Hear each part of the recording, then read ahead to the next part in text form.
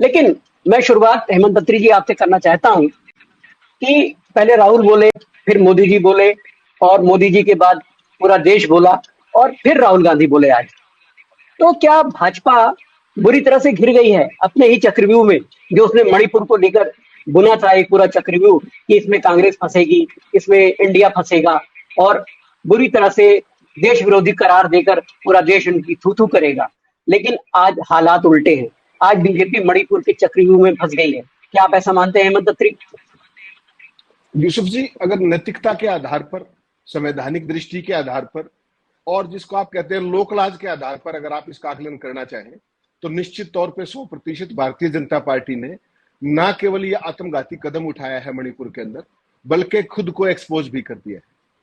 और मैं बहुत ही अदब के साथ एक शब्द यूज करना चाहता हूं आज आप सबकी अनुमति से, कि जो कुछ मणिपुर में हुआ संविधान के नाम की, कानून के शासन का, और जो मणिपुर को लेकर के संसद में हुआ, वो लोकतंत्र की बेअदबी है, संविधान की बेअदबी है, कानून के शासन की बेअदबी है, और उस पद की गरिमा, प्रधानमंत्री के पद की गरिमा जो है, उसकी भी बेअदबी कल संसद के जो संबोधन था अविश्वास प्रस्ताव का, उस पर जो उनका संबोधन था, ये पूरी विनम्रता के साथ में कहना चाहता हूं।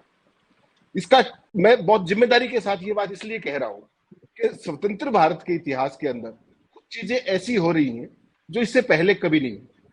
देखिए, कोई नेता जो भी होता है ना, चाहे आप किसी ऑर्गेनाइजेशन में काम करते हैं, चाहे किसी पॉलिटिकल संगठन में काम करते हैं, या कहीं भी काम करते हैं, अखबार में भी काम करते हैं, आप संपादक हैं कुछ, नेता का काम क्या होता है? नेता का काम होता है अपने जैसी नई पीढ़ी तैयार करना, ताकि कंटिन्यूएंस बनी रहे, लीडरशिप का कहीं पे दिक्कत ना आए, और वो एक सतत प्रक्रिया के तहत चलता जाए।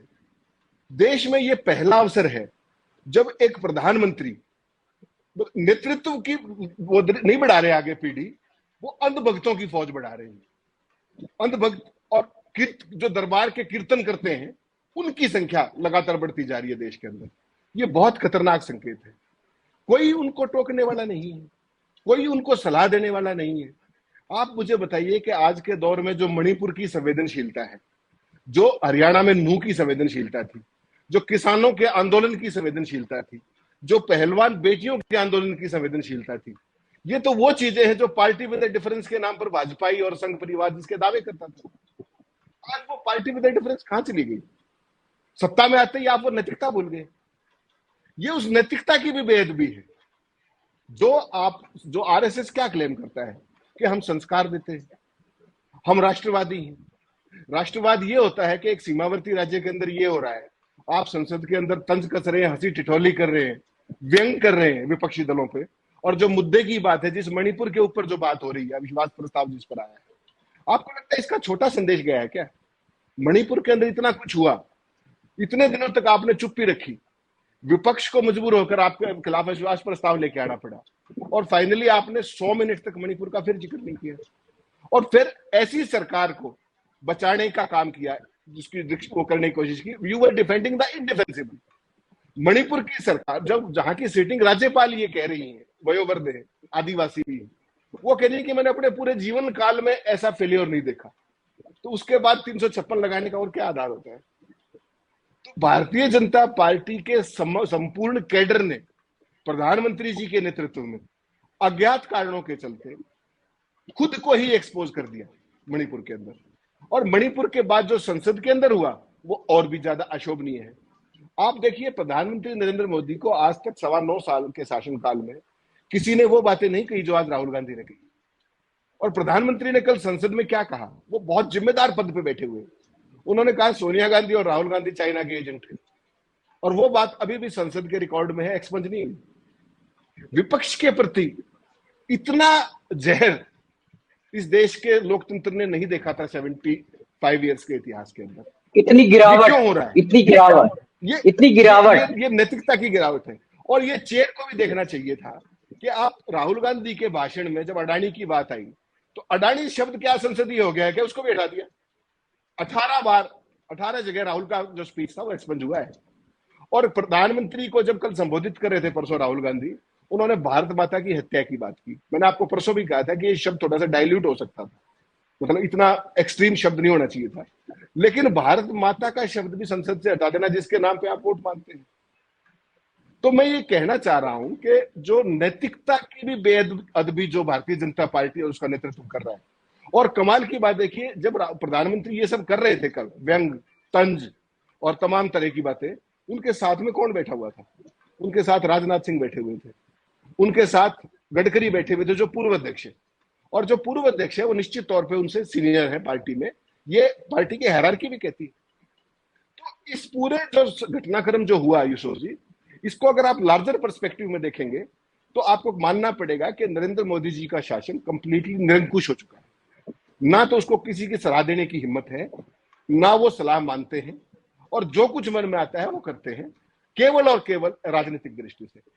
और अगर मणिपुर के घटनाक्रम को आप देखेंगे तो मणिपुर में कुछ भी कर सकते थे आप, मणिपुर के मुद्दे पर कल संसद में राजनीति नहीं करनी चाहिए थी। नैतिकता के उच्चतम मानदंडों को प्रयोग करते हुए, इंसानियत के, मानवता के, लोकलाज के मानदंडों को करते हुए उन्होंने पहले नहीं दिया सुमोटो स्टेटमेंट, कोई बात नहीं, लेकिन मणिपुर से दुखद हालात आजाद भारत के इतिहास में हुआ नहीं, जब जो पुलिस के शस्त्रागार लूट लिए गए हो, गोलियां लूट ली गई हो 6 लाख, बेटियां सड़कों पर जिस तरीके की जो पिक्चर वीडियो आई, और उसके बावजूद सरकार नैतिकता की बात करती है।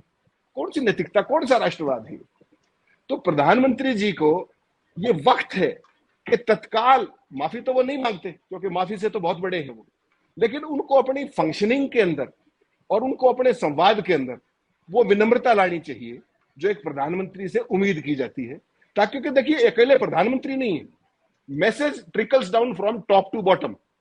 जिस भाषा का प्रयोग वो करेंगे, संवाद का जो स्तर वो लेके जाएंगे, वही पार्टी नीचे तक लेके जाएगी। और कल जब प्रधानमंत्री जिस तरह के नारे लगवा रहे थे संसद में, वो कोई डायलॉग बोल रहे थे, बाकी लोग कंप्लीट कर रहे थे, तो वो संसद का तो सीन नहीं लग रहा था, वो तो कीर्तन मंडली लग रही थी।